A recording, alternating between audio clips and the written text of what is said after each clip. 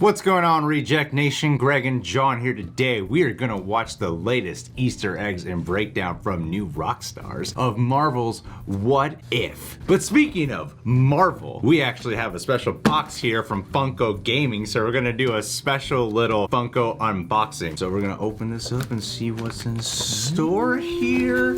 All right, John, I'm gonna pull something out from, okay, I'm gonna pull something out and then you tell me what it is. It feels big. What is it, John? It's a big thing. This is apparently Marvel Battle World. What is that? A collectible adventure game storage case. Let's Google Let's it. Google it. Battle World is a revolutionary, cooperative, expandable, collectible adventure game featuring dozens of characters from all over the Marvel universe. Oh, okay, I see. I'm keeping the case. So is all this stuff in here to support the game? I assume. Okay, so we got a Groot. Ooh. That's right, I am Groot. Nice. I am Bane. Oh, we got Black Panther! Perfectly suited for today. Captain Marvel. Ooh, everyone's favorite. What is this? Oh. Battle Ball. Oh, how cool. That must be important. Can we open it? Throg.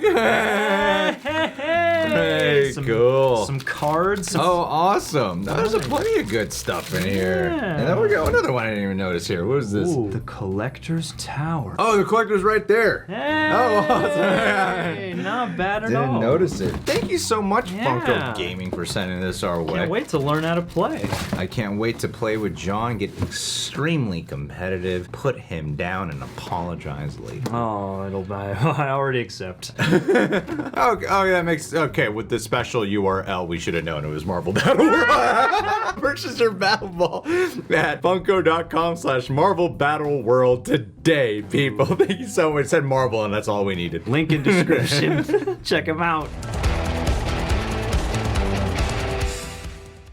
Welcome back to New Rockstars. I'm Eric Voss, and this is a breakdown of Marvel's What If Episode 2, which explores what would happen if T'Challa became Star-Lord, spared us all from Thanos, and left us with the Collector cosplaying as Hela. Those antlers don't belong to you. You don't deserve it. Set in my favorite corner of the MCU, the cosmic toy box of the Guardians of the Galaxy, this episode is filled with Easter eggs and subtle details, so let's break this down frame by frame for everything you missed. We open on Morag, coordinates M31B, J0044 3799 plus 4129. I know what that means. The same as those in James Gunn's 2014 film, coordinates that Gunn has hinted point toward his infamous long-lost hidden Easter egg that he confirmed we at New Rockstars got a big piece of. The Watcher ponders. What was it? Just tell us the piece. By the nature of your world. Getting at the deeper theme of nature versus nurture in this episode. Both Guardians films explore the idea of family and whether Peter Quill is forever cursed by his biological lineage or capable of redefining himself with a family of his own choosing. That's what I want from Marvel's What If, generally speaking. Why I love this episode is because of that theme of nature versus nurture. How one switch, instead of picking up Peter Quill, they pick up T'Challa and everything in the universe changes. Having the theme of nature versus nurture like this is a much more focused on that element. I kind of feel like that would make such a big joy out of just What If, generally speaking, if that's kind of how the events play out. And I mean, you see it in this episode play in multiple directions, even with the relationship to Yondu and the rest of the Ravagers. Like, that nurture affects them totally as much as it does T'Challa. 100% Jono. This episode ends up making a compelling case for nurture, with formerly scarred characters like Yondu, Thanos, Nebula, and Drax all positively benefiting from the experience of the fresh altruism of T'Challa in their lives, and T'Challa's formerly royal attitude of non-interference, now reshaped by his life as an explorer with all of them. And this episode ends with a dark cautionary tale favoring nurture, with the fear of what would have happened had Peter Quill not been nurtured by his chosen family. You see a lot of people talk about how, oh, but it kind of puts Peter Quill down, doesn't it? That he wasn't a very good Star-Lord. But the thing is that maybe right away or earlier on, T'Challa makes for a better Star-Lord and for an impactful Star-Lord. But I think having that ending moment there, maybe that ending moment will play into some episodes down the road. I don't know. But that does show that, no, yes, the journey for Peter Quill to become a good Star-Lord feels longer. However, it's the necessary one, though, in order to have the universe be at peace. Yeah. For now. Now there's all the Nexus events and Kang and all that. But you know what I mean. You know where I'm going with this. This opening scene has a few contrasts between T'Challa's approach and Quill's. T'Challa doesn't have an awesome mixed playlist to dance to, and Quill put the gravity trap on the floor, whereas T'Challa holds it in his hand and later repurposes it as a weapon. And of course, there's Korath's reaction. I'm just a junker, man. I was just checking stuff out. Hey, you know what? There's another name you might know me by. Star-Lord. Who? Star-Lord, man. Legendary outlaw. Versus I am just an ordinary junker. But there is one name you may know me by. Star-Lord! I'm a huge fan of your work. Now, Chadwick Boseman Love voiced that shit. T'Challa here, one of 4 episodes this season that he recorded voices for before he passed away a year ago this 4 month. episodes, Djimon huh? Hounsou returns as Korath, and he's having a lot of goofy fun in the role. He says, Should we be bowing? I feel like we should be bowing. I mean, unless we should be kneeling. Neither is necessary. Please. similar to Bruce Banner's reaction to meeting T'Challa in Yes. Infinity War. Should we bow? Yeah, he's a king. That did not come to me in the moment. It did not. We don't do that here. Michael Rooker returns to voice Yondu, whose animated form has fewer random straps, and his jacket is a brighter Ravager red than the darker tone of his live-action wardrobe, showing off how he's not as too cool as he was before. Less of an overlord of his crew and more of one of the guys. T'Challa says, Captain. If we still made like the old days, you'd only have half of your teeth. yeah, in the film, Yondu had a mouth full of golden teeth, but here you can see all of his teeth are still mostly in place. Oh, what? Yeah. What a neat detail that is. It's funny because like I've always noticed those fake gold teeth they put him in because they're such a part of that toothy grin. But yeah, he's just got pearly whites this time. That is a detail we missed for sure. Yeah. Oh, I really like that one. Oh, dude. See? T'Challa should have been Star-Lord. Got him brushing his teeth. Yondu would have had better teeth. T'Challa continues, Besides, wouldn't you rather use it to jumpstart the Kalorians' dying star? Save their system from extinction. Kalurnians! That's a deep cut to the Rom comics of the 80s, where Kalurnians were a race of cat-like beings. T'Challa wants to save them because he comes from a panther-oriented culture affinity for all cool. things feline. That means the most to me. Copper, wake up! Copper, this is for Copper. you. This detail's for you. Copper! Taking a photo of the cat. This is what we have over here in the corner. Everyone loves a good cat cameo. T'Challa would have saved you. And all your people. All the people from rom-com? From the rom-com cinematic. Now, instead of the Milano, T'Challa named his ship the Mandela, my favorite detail from this episode. When T'Challa was abducted in the year 1988, Nelson Mandela was still a political prisoner. Mandela's South African dialect of Hosi was what the spoken language of Wakandan was based on for the film. And Oh, how Mandela's neat, voice recently really? cameoed in the MCU, echoing through the cosmos in the Loki Yes. finale. We have fought for the right to experience Yes. Now, 20 years Oh, earlier that's awesome. in Wakanda, That's young awesome. T'Challa Yeah. meets with his father T'Chaka, with John Connie returning to voice the role in the Wakandan throne room. And he wears traditional tribal garb over his Black Panther suit. Both of them are dressed as they were in a very brief flashback in Black Panther. Interesting detail here, as T'Chaka first walks up, there are 2 thrones side by side, perhaps for T'Chaka and Queen Ramonda, or for father and son, but later in the wide angle, it's back to just the one throne. Maybe an oversight, or a sign of T'Challa's abdication by leaving Earth behind. That's an oversight. They moved really quickly. They're like, get this thrown out of here, ungrateful, spoiled brat. I think they made a mistake. It's definitely a mistake that they made. You think in animation it'd have less continuity problems. Well, yeah. Because like everything is so vigorously mapped. But I would like the idea of both thrones being there because, you know, in Civil War, T'Chaka dies. And then when T'Challa returns home, I love the feeling that it provides of, oh, T'Challa gets to live as an adult with, side by side with his father. You know, there are 2 thrones. That would be pretty cool. Bye, Queen. King Don't and need you prince. here. Just 2 kings, king and prince. It's all you need. Totally disregard Angela Patriarchy. Bassett. The Watcher's voiceover says, What you call destiny is just an equation. A product of variables. yeah, interesting choice of words when you consider the recent What If promo displayed Uatu's pitch using the interface of the TVA. Follow me. Enter the multiverse of infinite possibilities. Where the stories you thought you knew are nothing like you remember.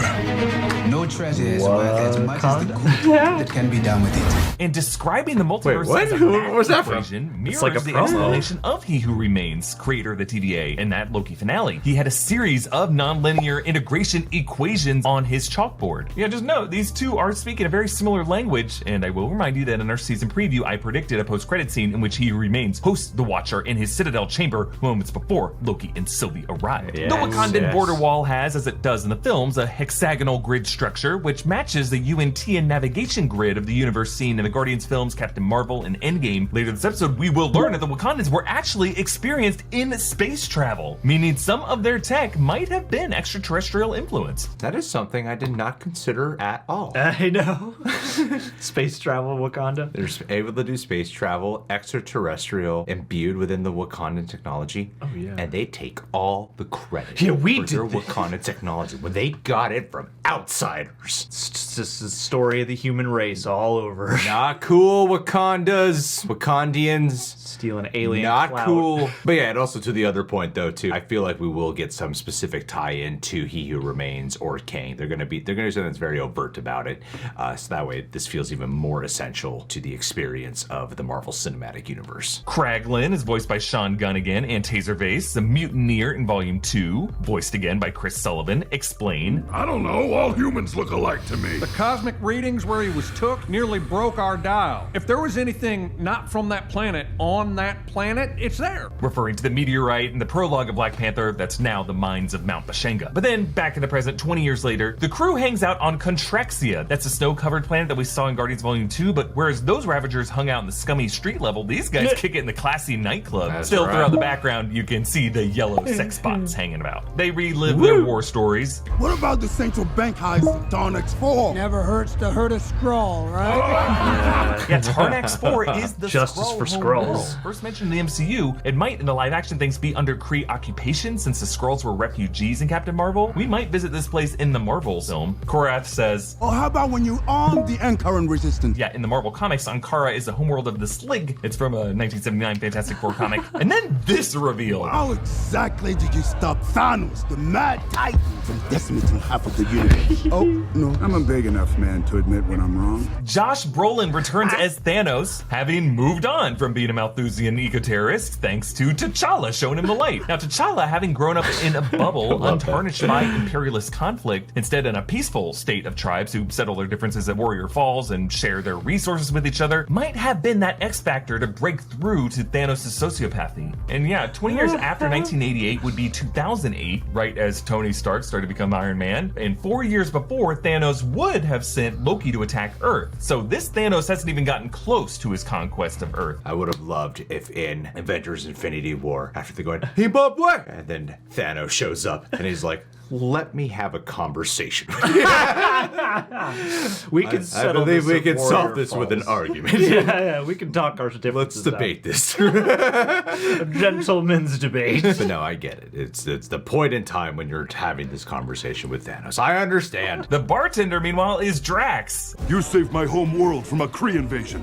Let us take a picture to send to my wife and daughter. Not voiced by Dave Bautista, though the producers of the show said that they tried to get in touch with him. But yeah, Drax is referring to his wife Yvette and their weird. daughter Kamaria, the Kylosians killed by Ronan on Thanos' orders, but now another planet saved by T'Challa in this world. What's going on with Disney and the communication? All right, Scarlett Johansson trying to reach Disney to renegotiate. Marvel trying to reach Dave Bautista to get him in here. Dave Bautista saying he wasn't contacted. What's going on? Second thing, if I did not know that was Dave Bautista, I would have thought it was Dave Bautista. Yeah, that was a really Sounded good just voice like match. it. And yet, Benicio del Toro returns to play the Collector, and I did not And think he that doesn't was even Benicio sound del like Toro. himself. Yeah, it's so weird. I was like, I'm certain it's not him. I'm pretty sure that's a different guy. Nebula appears, Karen Gillan returning to voice her, now unscarred with hardly any cybernetic implants Ben since Fatale. Thanos must have spent fewer years torturing her, or might not have tortured her at all. T'Challa tells her, You know he gardens now. You should talk to him. He really has changed. referring to Thanos' retirement as a farmer on the Garden in Infinity War and Endgame, Nebula tells him about a heist she's planning. Do I have a job for you?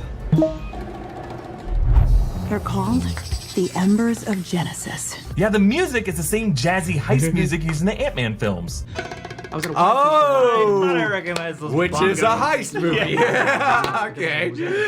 Nebula calls so Embers creative. of Genesis. Nutrient-rich cosmic Got dust it. from an ancient supernova with the power to terraform entire ecosystems. With 1 ounce, you can heal a dying planet in minutes. Yeah, the Embers of Genesis aren't specifically in the Marvel comics, but they do seem like the same kind of cosmic particles that the Eternals might have used on ancient Earth to enrich the soil for agriculture. And yeah, this is the kind of reallocation okay, of cool. resources to to stave off hunger that Thanos was referring to. He and Nebula butt heads here. I thought you work alone, daughter. Wait. You mean she's your offspring? Adopted. Yeah, a callback to one of my favorite MCU running jokes between Thor and Loki. And he's my brother. He killed 80 people in 2 days. He's adopted. I've never met this man in my life. He's my brother. Adopted. In Thanos' absence, the Collector, Taneleer Tavon, seen in Guardians of the Galaxy and in Infinity War, has emerged instead as the feared tyrant of the galaxy. Which does make sense because the Collector, for a few minutes in MCU history, had both the Power Stone in his possession while the Reality Stone was hidden elsewhere in his vault. And he knew what both of those were. He was very close to being a rival to Thanos. I'm very curious to know from you guys, do you prefer the take that they did of the Collector and What If? I mean, I know that some people might not be fully on board with some of the humor that he provides to the character, but personally, I would be way more gravitated towards the live action Collector if they implemented more of what they throw in here. There is a bit of a flamboyant, gregarious personality towards Benicio del Toro's live action portrayal. It's a little bit more subdued. He's not as threatening. He's not as threatening, and he's not a kingpin the way he is here, and I kind of would really like to see that version of the Collector in live action. There's a lot about the animated one I prefer, so I'm curious to know what you guys would say. T'Challa and Yondu argue in the Collector. This is the massive Ravager ship that Yondu escaped and destroyed in Guardians Volume 2. Yondu says, "We steal from the rich and give to the poor, just like that Earthling folk hero of yours, right? Robin Leach." Robin Hood. Robin Leach marveled over excessive wealth and lifestyles of the rich and famous. Love that joke. Nebula says, The Collector's got a famous kink for exotic flora and fauna. yeah, reminding us of when the Collector weirdly offered to buy Groot's corpse. Now, Benicio del Toro said in an interview that Tavon sees himself as a Noah figure, his collection an ark to rebuild after some galaxy-wide destruction. And Groot, as a messed up Noah who respawns after death, could be made Darren of a tissue Aronofsky rooted Noah. in the embers of Genesis. Then on to Nowhere. Hey, that'd be cool. Tavon has the Black Order running security, so we see Proxima Midnight, Corvus Glaive, Ebony Ma, and Cull Obsidian all returning from Infinity War and Endgame. But Karina greets them, voiced again by Ophelia Lovibond from the movies. So she does introduces return. them Okay. to Tavon. I present to you Taneleer Tavon, the Collector.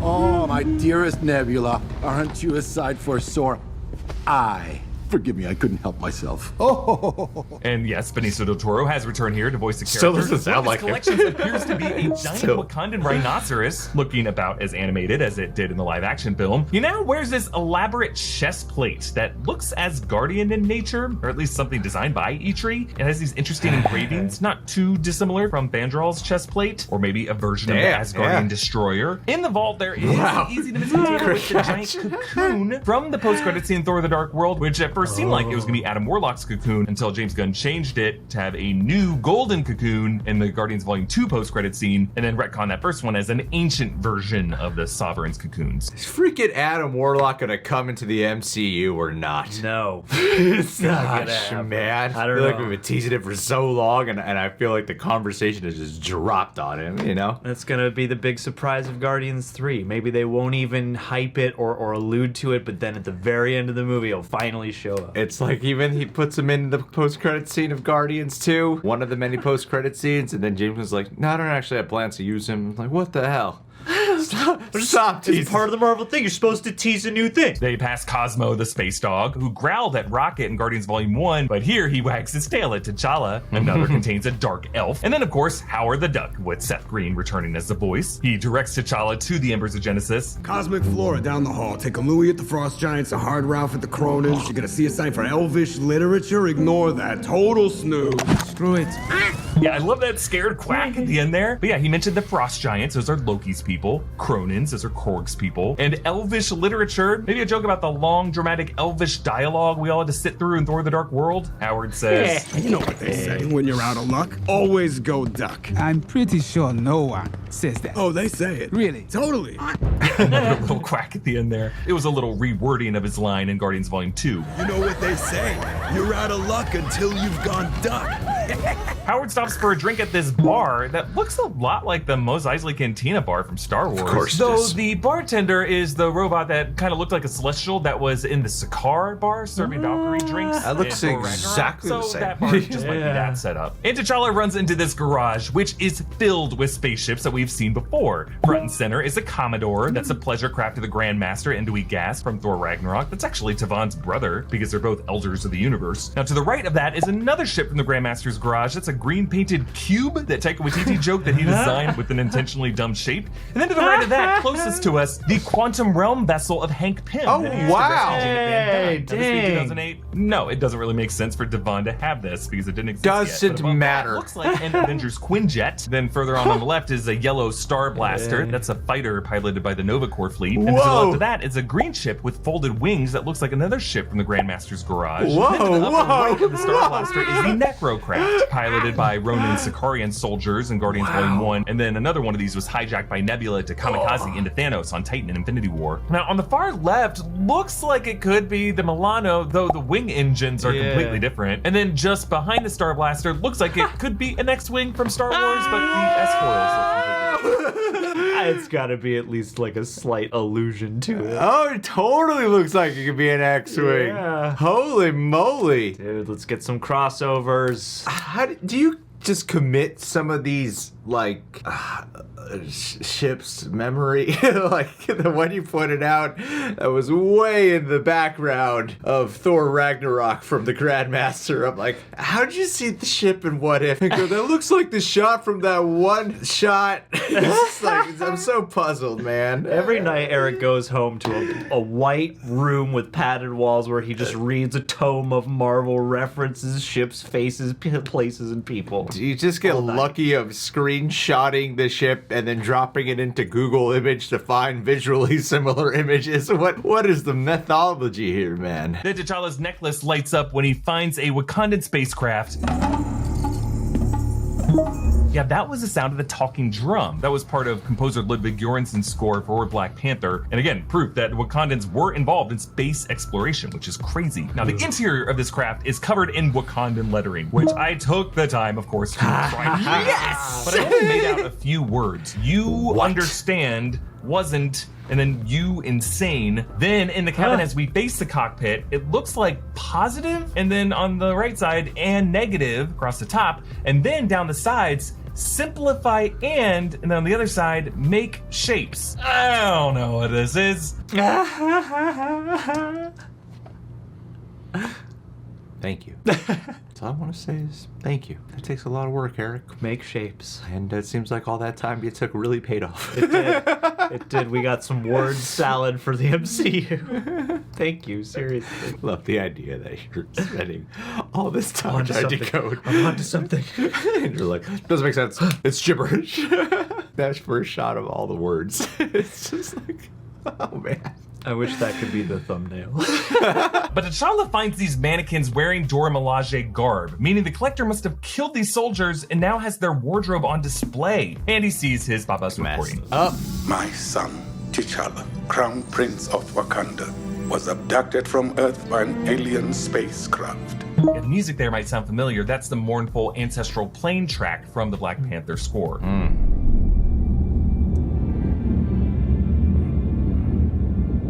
Ebony Maw binds T'Challa by using the broken glass, similar to how he repurposed broken material in his fight against Doctor Strange and the others in Infinity War. Tavon uses a Cronin arm against T'Challa. That's quite a wallop, does it not? I hacked it off the carcass of a terribly chatty Cronin. Terribly chatty Cronin, this guy cut off Korg's arm! Now during this fight, I like how the talking drum picks up pace, just like it did to build up tension during T'Challa's Warrior Falls duel in Black Panther. Tavon's weapons include Captain America's shield, which in 2008 would have been frozen in polar ice, as well as Who cares? In the timeline, anything could have happened. Taken from the ruler of the Dark Elves, that would have been Malekith's dagger, and then of course the headpiece of Hela, whom Tavon emulates with his gesture. Oh, that woman had taste. A necrosword, courtesy of the Asgardian goddess of death. No clue how he would have gotten this or any of this stuff, because Hela is a freaking goddess of death. I don't see how he could have taken it from her. Meanwhile, as Thanos and the others fight in the security, I love this, you can hear a bowling pin sound effect as he knocks him over. I thought I did. Ha! Like the Matrix Reloaded. Yondu saves T'Challa, the Guardians of the Galaxy music plays. Yondu, sweet! Now it's a party. T'Challa and Yondu use the sticky fingers trick on Tavon to steal his gauntlet control. The same maneuver Tony Stark used on Thanos to steal that gauntlet in Endgame. And then on the reveal, we hear this great music. This is more music from the Black Panther score. And one of the prisoners closing in on Tavon is a Pluvian, the same race as Martinex from Stakar Ogord's crew from Guardians of the Galaxy Volume 2. Wow. As they leave nowhere, the embers of Genesis that killed the Black Order cause life to spring from that skull, making me wonder if it could reanimate in some form. They return to Wakanda and reunite with the family. Queen Ramonda is wearing the same white robes and headpiece that she wore when she greeted T'Challa on his return in Black Panther, and they all dine Okoye and Thanos talk. My friend, that sounds an awful lot like genocide. No, because it's random. And I might add, efficient. Korath talks with Shuri. Meanwhile, Kraglin says, Jump points are the best. They make your face all scrambly, but they're a lot of fun. referring to their lightspeed jump sequence in Guardians Volume 2. And the final scene takes us to that Dairy Queen in Missouri, the same one from Guardians Volume 2.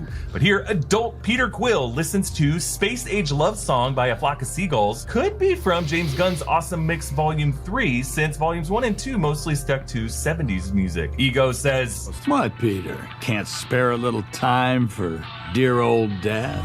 And his ship is parked out front, all while the Watcher says, Too bad this might spell the end of the world. bringing us back to that nature versus nurture debate of this episode. Further proof that nurture is so important, because for the Watcher to consider this apocalyptic means that Peter needed his experiences with the Ravagers and the Guardians. He needed to meet them first in order to know how wrong his biological connection to Ego was and be able to fight back against him. And the closing title card pays tribute to the late Chadwick Boseman, the hero this episode thankfully gave us another adventure with. Support New Rockstars by checking out our merch options at newrockstarsmerch.com. Follow me on Instagram and Twitter at EAVoss. Follow and subscribe to New Rockstars. Thanks for watching. Bye. Another brilliant breakdown, man. Wow, I knew that one would be a juicy one. I knew that one would be a juicy. Once you go into a collector episode, you're like, or if there's an environment full of people, you know it's going to be a juicy New Rockstars one. Guys, subscribe to them if you haven't done so already. Eric Voss, off screen, off filming, by the way, is also an insanely nice, humble human being. Please just go show your support to them. We got our shirts from New Rockstars merch that we're rocking right now. Subscribe, click that bell, hit that like button. And of course, thank you to Funko Battle World. We remembered, it's Funko Battle World. Thanks for sponsoring this video. See you guys soon.